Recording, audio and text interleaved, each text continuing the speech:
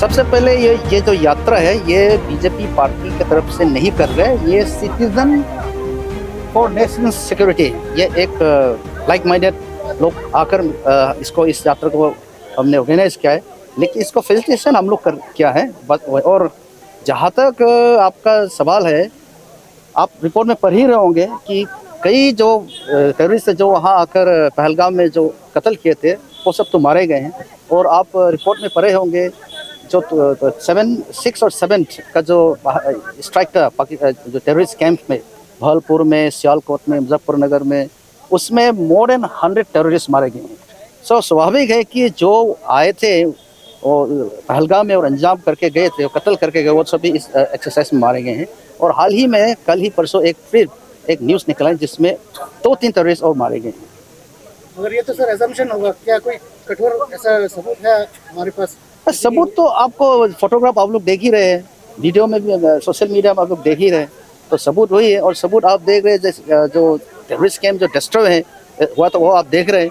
और पाकिस्तान में आप देखें जो फ्यूनरल में टेररिस्ट जो मारे गए उसके फ्यूनरल में पाकिस्तान के रेगुलर आर्मी पार्टिसिपेट किए, वो भी आप देखें। तो इससे साफ जाहिर होता है कि जो टेररिस्ट थे जो यहाँ भी आए थे और वहाँ भी जो थे वो सब कई सारे मारे गए हैं। इंडिया पाकिस्तान की जो लड़ाई हुई है, इसमें कई सारी मीडिया जो है गलत प्रोपेगेंडा फैलाए हैं, इसके ऊपर आपको क्या कहना है? देखिए, वार जब होता है, कॉन्फ्लिक्ट होता है between 2 Nations, it is in many front. एक तो है कि आपका मिलिट्री एक्शन, दूसरा है नॉन मिलिट्री एक्शन, जिसमें मीडिया का जो प्रोपेगेंडा है, इस पर communication and your propaganda, spread of news is a very very important part of the strategy of war. तो ये तो जाहिर है, तो पाकिस्तान की तरफ से फॉल्स रिपोर्ट, फॉल्स मीडिया ये सब फैलाने के लिए तो कोशिश करेगा ही। So this is very much part of a conflict situation. Operation Sindoor का लक्ष्य था कि हम फर्स्ट जो टेररिस्ट आए थे पहलगाम में, जो अंजाम करके गए, जो कत्ल करके गए थे, मर्डर करके गए थे, उनके अगेंस्ट एक्शन लेना है। दूसरा है कि जो टेररिस्ट का जो फैक्ट्री है उन पर एक्शन लेना है। तीसरा है कि जो टेररिस्ट स्पॉन्सर करता है उन पर भी एक्शन लेना है। तो ये सारा जो हमारा जो टारगेट्स थे, गोल थे, हमने 23 डेज में अचीव कर लिया। इसीलिए मेरे ख्याल में there is no reason why this escalation should continue, because we have already achieve our target.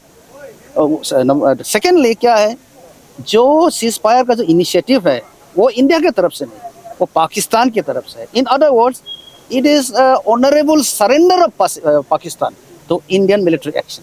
That north east का जो स्ट्रेटेजिक जो लोकेशन है, अगर कहेंगे जोग्राफिकल लोकेशन को देखेंगे तो it is connected by the chicken neck, जो 22 किलोमीटर कॉरिडोर है, तो which is a very fragile connection.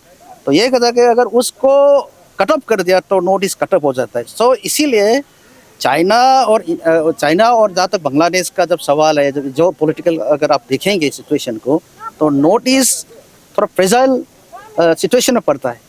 लेकिन मैं ये बताना चाहूँगा सभी को और दुनिया को भी और बांग्लादेश को भी कि इंडियन आर्म फोर्सेस इतना स्ट्रॉन्ग है। हमारा जो बांग्लादेश का बॉर्डर है, it is under the BSF।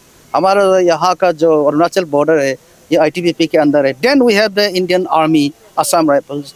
तो it is not so easy कि आप चाह तो हम नॉर्थ ईस्ट को कैप्चर कर लेंगे, ऐसा हो ही नहीं सकता। बल्कि रादर इंडियन आर्मी और इंडियन आर्म फोर्सेस ही बांग्लादेश को कैप्चर कर सकते हैं। पर्टिकुलरली आपका जो चिटगांव एरिया है वो तो हमारे इंडिया के बहुत करीब है। इवन इंडियन आर्मी और Indian arm forces march down, वो तो हम लोग कैप्चर कर लेंगे। So I think those are speculation, and those speculation they are not based on actually hard facts.